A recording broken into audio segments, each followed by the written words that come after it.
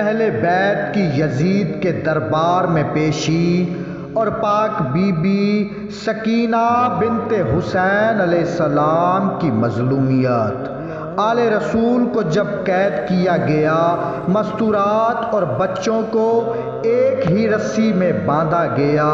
جب یہ اسیر قافلہ دربار یزید میں لایا گیا اور آل رسول کو یزید کے سامنے کھڑا کیا گیا، جیسے ہی یزید کی نظر ان قیدیوں پر پڑی تو ایک ایک مستورات کے بارے میں سوال کرتے ہوئے کہنے لگا، یہ بی بی کون ہے اور یہ بی بی کون ہے؟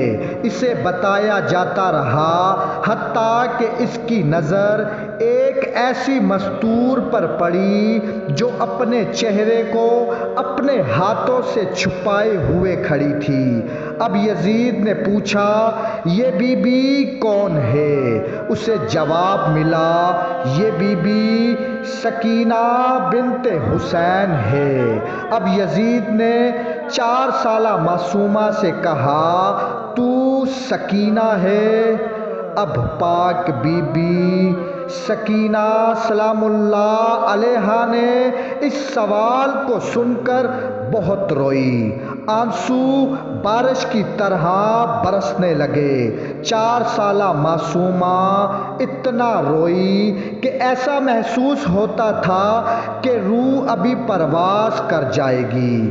اب یزید نے پوچھا کہ اس قدر زیادہ رونے کی کیا وجہ ہے؟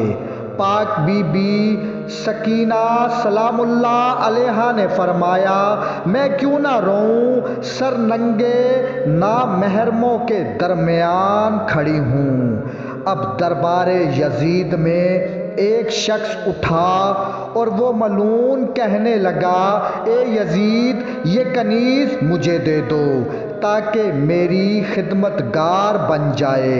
اس ملعون نے اشارہ پاک بی بی سکینہ بنت حسین کی طرف کیا۔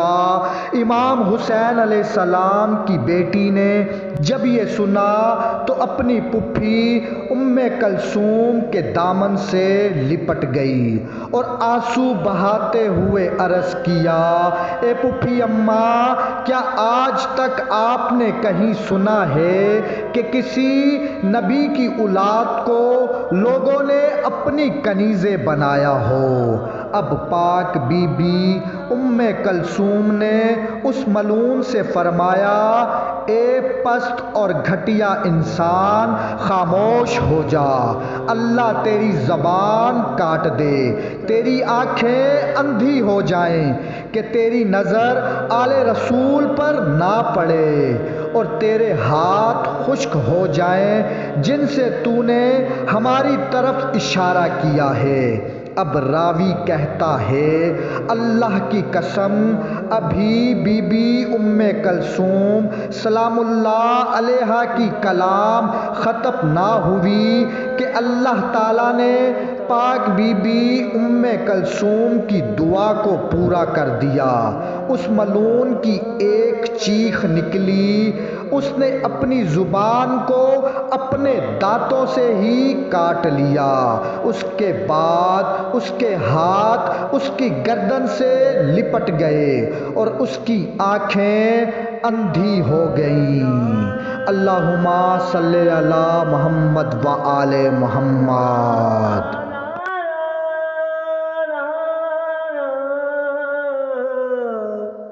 نا نا